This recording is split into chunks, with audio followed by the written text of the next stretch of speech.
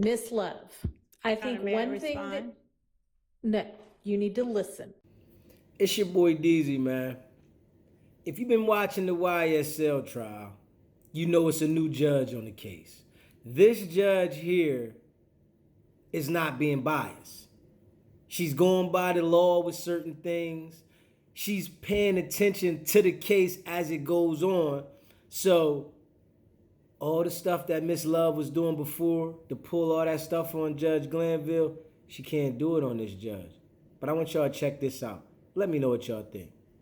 I think that one thing that needs to happen is when an objection is made and you are given an opportunity to respond and I make a ruling, even if that ruling is please clarify, that you then need to obey what my order is instead of continuing to argue.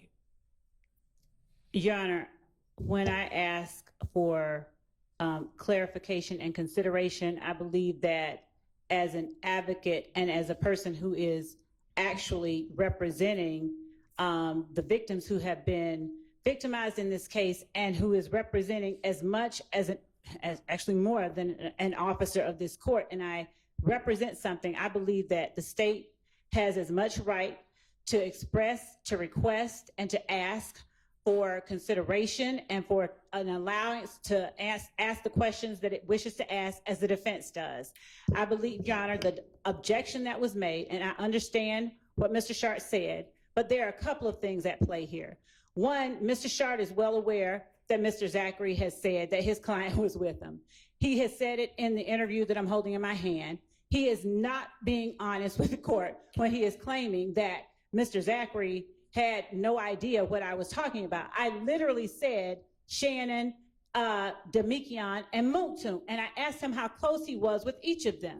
Right, and then we went from that to, and then it was not unreasonable, and the objection could just be, vague, but it was not unreasonable to object to make sure that it was clear what the question was, who the they was in the question.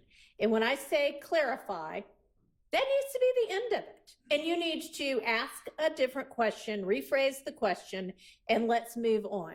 And there shouldn't be an issue with it. Yes, Your Honor. If the state is not allowed to ask for clarification or consideration, that I understand. I don't know what you mean by that.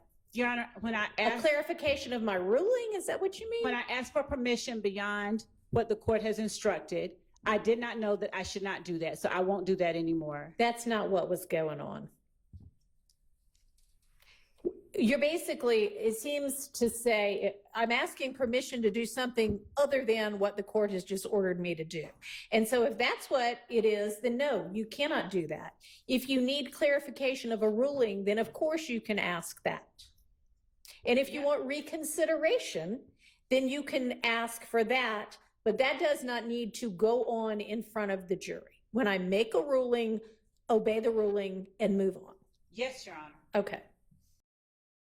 I've seen the prior behavior throughout this trial of this type of nonsense where we try to trick a witness into think we're saying they, meaning three people, and then try to convince the jury that we're somehow including my client Shannon when it's clear that the witness is not following. That's what we're talking about. Okay. And it's disgusting, and I don't know how we cure it, but I'm going to move for a mistrial. I think it was completely intentional. Obviously, it was calculated. Obviously, when I asked for clarification, I would think anyone seeking the truth would gladly clarify. I'm seeking the truth. I would gladly clarify. No, it's sheepish grin and then. All right, I understand your objection, and I understand what you were saying past that objection. It's your boy DZ. Go check out the merch, SBGBTV.com, and make sure you hit that subscribe button. It's not about the setback. It's about the get back. Now.